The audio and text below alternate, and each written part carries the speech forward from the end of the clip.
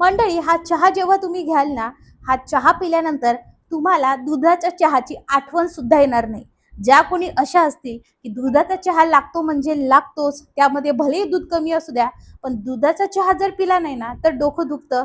त्यांनी तर एकदा हा चहा नक्की ट्राय करा.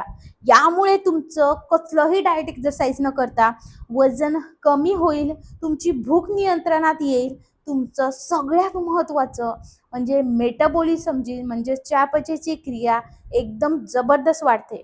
लक्षात घ्या, जेव्हा तुमचं फॅट लॉस किंवा वेट लॉस होतं, ते तेव्हाच होतं जेव्हा तुमचं मेटाबॉलिझम प्रॉपर पद्धतीने होतं. ज्यांचं कोणाचं जेवण कमी आहे तरी सुद्धा वजन वाढतंय, अशा लोकांचं मेटाबॉलिझम खूप लो असतं.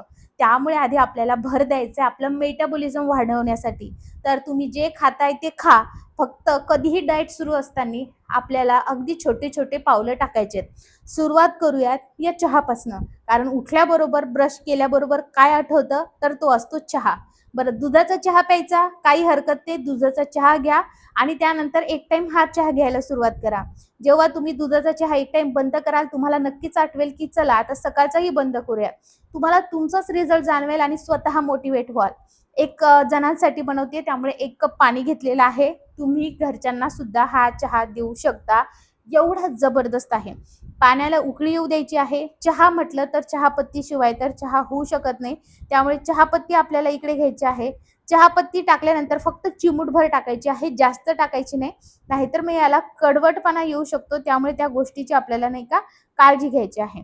चहापत्ती टाकल्यानंतर यामध्ये आपल्याला बाकी काही इन्ग्रीडियंट टाकायचे आहेत. पण त्याआधी मला हे नक्की सांगा की तुम्ही हा व्हिडिओ कोणत्या गावातून किंवा शहरातून बघत आहात, म्हणजे मला सुद्धा तुमचे आभार मानता येतील.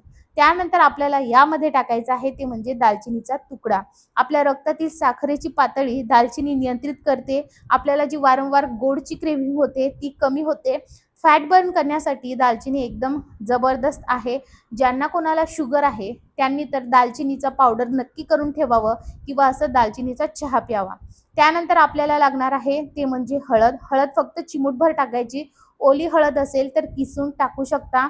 हळदीमध्ये जे आहेत सूज कमी करणारे गुणधर्म असतात. त्यामध्ये फॅट मेटाबॉलिझम जबरदस्त पद्धतीने सुधारतं. फॅट जी आहे ती बर्निंग प्रोसेस खूप जबरदस्त पद्धतीने होते. शरीरातील विषारी पदार्थ बाहेर टाकण्यामध्ये जबरदस्त आहे.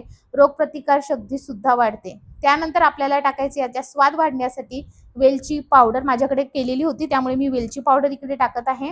वेलची पावडरमुळे आपली पचनक्रिया सुधारतं. आपल्या पोटावरची चरबी कमी होण्यास मदत होते. गॅसेसचा प्रॉब्लेम असेल तर तो सुद्धा कमी होतो आणि भूक नियंत्रित ठेवण्यास सुद्धा मदत होते.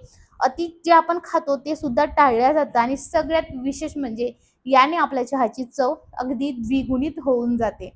कधीही वेलचीची पावडर आपण टाकली चहामध्ये तर त्या दिवशी चहा खूप छान लागतो. हा व्हिडिओ तुम्ही कुठून बघताय मला कमेंट करून नक्की सांगा. मंद ते मीडियम आचेवरती आपल्याला आता हे उकळत ठेवायचं आहे.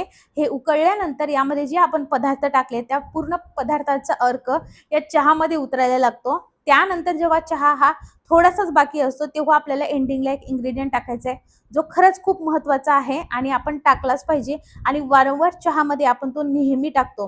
काळा चहा बनवायचा असो अथवा दुधाचा चहा बनवायचा असतो, त्यामध्ये तर तो इन्ग्रेडियंट असतो. बरं, ओळखा बरं तो. तर मी इन्ग्रेडियंट सांगणारच आहे, पण मला कमेंट करून नक्की सांगा.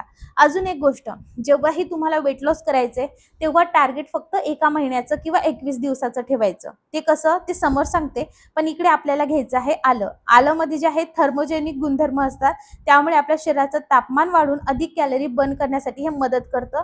यामुळे ऍसिडिटी होत नाही, वारंवार भूक लागत नाही आणि हे थोडंच टाकायचंय, जास्त टाकायचं नाही आणि हे अगदी 10 ते 20 सेकंदच होऊ द्यायचे, कारण लगेच आपण किसून आलं टाकले त्याचा चांगलासा गुणधर्म यामध्ये येतो. आता तुम्हाला जसं मी सांगितलं 21 किंवा 30 दिवसाचंच टार्गेट ठेवायचंय. म्हणजे ओव्हरऑल तुम्हाला 15 किलो, 10 किलो, 20 किलो कमी करायचे. तर असं नाही, आज समजा फॉर एक्झाम्पल 1 जुलै आहे, तर तुम्हाला असं समजायचंय 30 जुलैपर्यंत माझं 4 ते 5 किलोच वजन, एकतर 4 किलो म्हणा नाही तर 5 किलो म्हणा, आपण 5 किलो वजन कमी झालं पाहिजे हे टार्गेट ठेवायचं. म्हणजे हे टार्गेट आपल्याला खूप कमी सुद्धा वाटतं आणि आपल्या मनाला एक शांतता भेटते आणि आपल्या मनाला एक दिलासा भेटतो की चला आता मला फक्त 5 किलो वजन कमी करायचंय, त्यामुळे मी तर हे इझिली करून टाकते, असा ॲटिट्यूड आपल्या मनामध्ये येतो आणि त्यामुळे वजन कमी होण्यास खूप मदत होते. त्यानंतर पुढच्या महिन्यात सुद्धा सेम करायचंय. आता हे गाळून घ्यायचं आहे.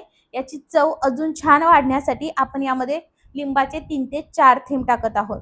आता हे प्यायचं कधी हा प्रश्न तुम्हाला पडला असेल. चहाच्या टाईमला प्यायचंय. उपाशी पोटी प्यायल्यानंतर याचा खूप जबरदस्त रिझल्ट येतो. चहाची तलब पूर्ण नाहीशी होते. सकाळी चहाच्या टायमाला आणि संध्याकाळी चहाच्या टायमाला पिऊ शकता. आता तुम्ही अशा कॅटेगरीमधून असाल की तुम्हाला खरंच चहा हा प्रकारच आवडत नाही, तर त्यांनी हा जो आहे हा सकाळी नाश्त्याच्या वेळेस पिला तरीही चालणार आहे. फक्त नाश्ता करण्याच्या 30 मिनिट अगोदर हा पिऊन घ्या आणि नंतर 30 मिनिटांनी नाश्ता करा किंवा रात्री झोपण्याच्या आधी सुद्धा तुम्ही हा पिऊ शकता. यामुळे तुम्हाला झोप सुद्धा खूप छान लागते आणि जेव्हा तुम्ही झोपता तेव्हा तुमचं कॅलरी बर्निंगची प्रोसेस ही तुमच्या बॉडीमध्ये सुरू होते. यामध्ये आपण हळद टाकल्यामुळे सगळ्यात महत्त्वाचं आपल्या शरीरावरती जी काही सूज आहे ती कमी होण्यास मदत होते आणि कॅन्सर सारखे भयानक आजार आपल्या जवळ सुद्धा फिरकत नाही. हळद तुमच्या रोजच्या भाजीमध्ये तर असतेच, पण ती अशी पाण्यामधून सुद्धा नक्की घेतली पाहिजे. इतका सुंदर हा चहा बनतो. मी खरं सांगते तुम्ही या चहाच्या प्रेमात पडणार आहात. मी खरं सांगते हा चहा खूप जबरदस्त लागतो. याचा कलर खूप युनिक आहे आणि याची टेस्ट खूप खूप खूप छान लागते. मेटाबॉलिझम एवढ्या जबरदस्त पद्धतीने याने वाढतं आणि मस्त निवांतपणे सिप करून प्यायचंय. ज्या पद्धतीने चहाचा आनंद घेतो तसं. आता चला, तुमच्या शरीरामध्ये जर उष्णता फार असेल तर घरच्या घरी ही ट्रिक करू शकता. कास्याची वाटी भेटते बघा ऑनलाईन, मी प्रोडक्ट टॅग करेल तिथून घेऊ शकता. माझ्याकडे नव्हती त्यामुळे मग तांबा पितळेचा असा काय करू शकता, तांबा घेऊ शकता. त्यावरती मी मोहरीचं तेल टाकलेलं आहे, ते गरम असतं म्हणून. आणि आपले जे तळपाय आणि तळहात असतात ना त्यावरती असं घासायचं. तुम्ही कास्य थाली ऐकलं असेल, ₹50 घेतात आणि आपल्याला फिरवतात ते आणि त्यामधनं मग एक काळं काळं लिक्विड बाहेर पडतं आणि ते म्हणतात की ती आपली उष्णता बाहेर पडते. ज्यांच्या शरीरामध्ये जास्त उष्णता ती कास्य थाळी पूर्ण काळी होऊन जाते. आता तुम्हाला मी माझा रिझल्ट दाखवते. पहिल्यापासून माझ्या शरीरामध्ये खूप जास्त उष्णता आहे, तर तुम्ही बघू शकता मी फक्त अगदी हळुवारपणे घासते पण कसं काळं काळं हे तेल व्हायला लागले. म्हणजे असं जर तुम्ही दररोज फक्त 2 ते 3 मिनिट जरी केलं ना, तुमच्या शरीरातील उष्णता ही बाहेर पडते. आणि त्याचबरोबर जर रात्री झोपण्याच्या आधी तुम्ही हे केलं तर खूप शांत सुद्धा झोप लागते आणि तुमचे तळपाय खूप जास्त ड्राय असतील, खूप जास्त उलतात, तर असंही होतं की ऑइलचा मसाज केल्यामुळे तिथे जे आहे ते मॉइश्चर क्रिएट होतं आणि तुमचा जो काही ड्रायनेस आलेला आहे तो सुद्धा कमी होतो. तुम्ही बघू शकता कसे काळे झालेले आहेत. आता हे झाल्यानंतर हे धुवायचं नाही, काय करायचं समोर सांगते. पण हे जेव्हा तुम्ही करता तेव्हा तुमचा तळपाय ना तुम्हाला असा गरम वाटेल आणि ते वाटणं साहजिक आहे कारण तिथे घर्षण होतं म्हणून. ह्या पद्धतीने प्रत्येक तळपायाला म्हणजे 2 पाय असतात ना आपल्याला, तर दोन्ही तळपायाला 5-5 मिनिटं किंवा 2 ते 3 मिनिटं द्यायचे आणि फक्त नंतर अशा पद्धतीने आपल्याला कापडाने पुसायचंय. ओलं करायचं नाही. ते तेल छान असं मुरू द्यायचं. सेम पद्धतीने तळ हाताला सुद्धा तुम्ही करू शकता. असं केल्यामुळे तुम्हाला जबरदस्त रिझल्ट मिळेल. उष्णता कमी होईल. टाईम नसेल हप्त्यातून 2 ते 3 वेळेस केलं तरी चालेल किंवा शनिवार रविवार केलं तरी चालेल. हा हॅक आवडल्यास लाईक करा, फॉलो करा आणि सबस्क्राईब करा. चलो बाय.